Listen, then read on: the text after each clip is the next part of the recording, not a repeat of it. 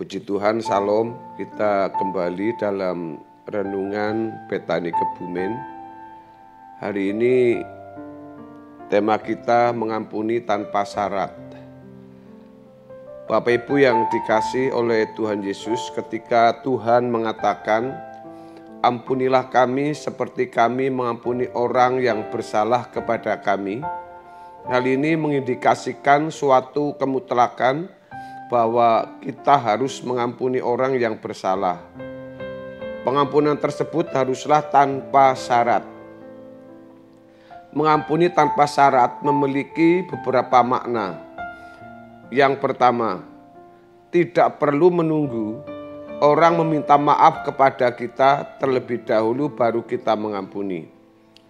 Seringkali seseorang mengampuni dengan syarat orang yang bersalah tersebut harus meminta maaf terlebih dahulu, ditambah dengan cara tertentu. Pengampunan dalam standar kekristenan tidak memandang apakah orang tersebut telah meminta maaf terlebih dahulu atau tidak. Kita mengampuni karena keberadaan kita sudah diubahkan Tuhan, sehingga sulit untuk tidak bisa mengampuni. Yang kedua, pengampunan tanpa syarat juga berarti tidak melihat besar kecilnya kesalahan dalam mengampuni. Banyak orang dapat mengampuni orang yang bersalah kepadanya dalam ukuran tertentu. Namun, ketika sampai di satu level atau stadium, ia merasa sulit untuk mengampuni seseorang. Bahkan pada tahap tertentu, ada orang yang tidak bisa mengampuni kesalahan orang lain karena kesalahan tersebut dirasa sangat fatal dan sangat melukainya, sangat dalam sekali.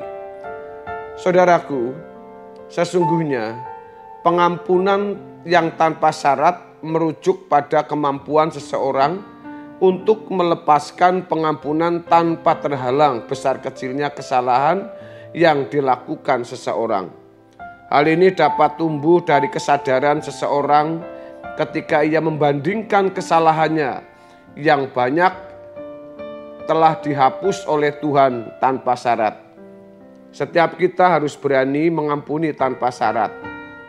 Artinya, sebesar apapun kesalahan orang kepada kita, kita tidak memperhitungkannya dan tanpa berniat untuk menghukumnya. Mengampuni berarti menyerahkan penghakiman, penghukuman atau pembalasan di tangan Tuhan. Tentu yang tidak kalah penting, kita tidak mengharapkan mereka yang telah melukai kita itu mendapat celaka. Inilah standar orang percaya, yakni mengampuni orang tanpa syarat seperti yang Tuhan Yesus lakukan.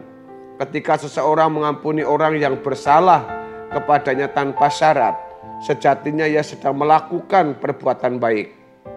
Saudaraku yang dikasihi oleh Tuhan Yesus, perbuatan baik yang dimaksud itu tidak sama atau tidak sama sekali menggantikan keselamatan dalam Tuhan Yesus. Ketika seseorang berbuat baik dengan mengampuni tanpa syarat, hal ini menunjukkan bahwa ia melakukan perbuatan kasih dalam kehidupannya yang telah diperbarui. Keselamatan manusia dimulai dari salib. Salib adalah satu-satunya jalan menyelesaikan dosa. Dengan salib, maka tersedia pengampunan bagi seluruh orang percaya. Allah tidak bisa mengampuni tanpa sarana, maka ia harus mengorbankan putra tunggalnya sebagai korban tebusan bagi penebusan manusia.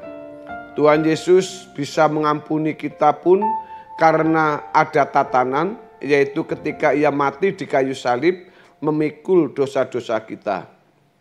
Setelah ia mengorbankan nyawanya, barulah anak manusia berhak mengampuni. Tetapi sebelum Tuhan Yesus mati di kayu salib, ia mengatakan dosamu telah diampuni, bukan ku ampuni.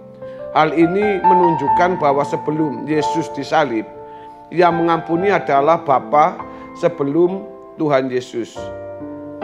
Dengan ini jelas tampak tatanan yang ada dalam diri Allah.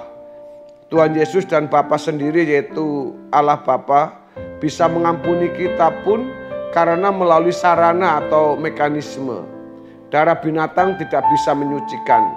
Darah binatang hanya merupakan sebuah tindakan profetis, nubuatan mengenai darah sesungguhnya yang bisa menghapus dosa, yaitu darah Tuhan Yesus. Saudara, pengampunan diberikan supaya orang yang diampuni bisa mengampuni. Jika seseorang tidak bersedia mengampuni orang lain, maka ia pun tidak diampuni. Dia menerima kebaikan Allah supaya dia bisa menjadi baik atau agar ia menjadi baik. Kalau ia tidak menjadi baik, maka kebaikan yang Allah berikan dibatalkan. Tuhan Yesus mengatakan berulang-ulang dalam beberapa Injil, kalau kamu tidak mengampuni saudaramu atau tidak mengampuni orang lain, Bapamu juga tidak mengampuni kamu. Pengampunan ini menjadi simbol atau lambang dari karakteristik yang harus dimiliki pula oleh setiap orang percaya.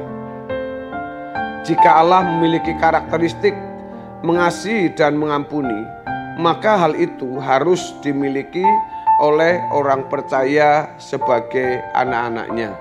Bapak Ibu yang dikasihi oleh Tuhan Yesus, jika Bapa di surga memberikan putra tunggalnya untuk menjadi alat atau sarana pengampunan dosa melalui pengorbanan darahnya tanpa syarat kepada kita, bagaimana kalau masih ada orang percaya yang masih menghitung-hitung kesalahan atau masih menimbang-nimbang yang besar dan yang kecil menurut perbuatan ataupun menurut jumlah yang telah diperbuatnya.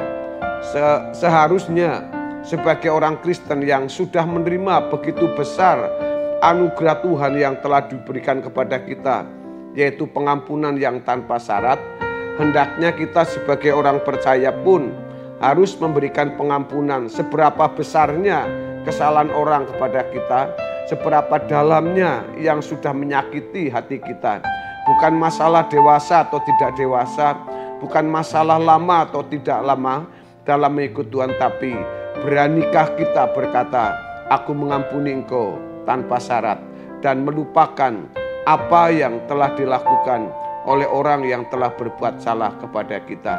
Oleh karena itu Bapak Ibu, mari kita belajar untuk mengampuni tanpa syarat, karena pengampunan ini besar kuasanya.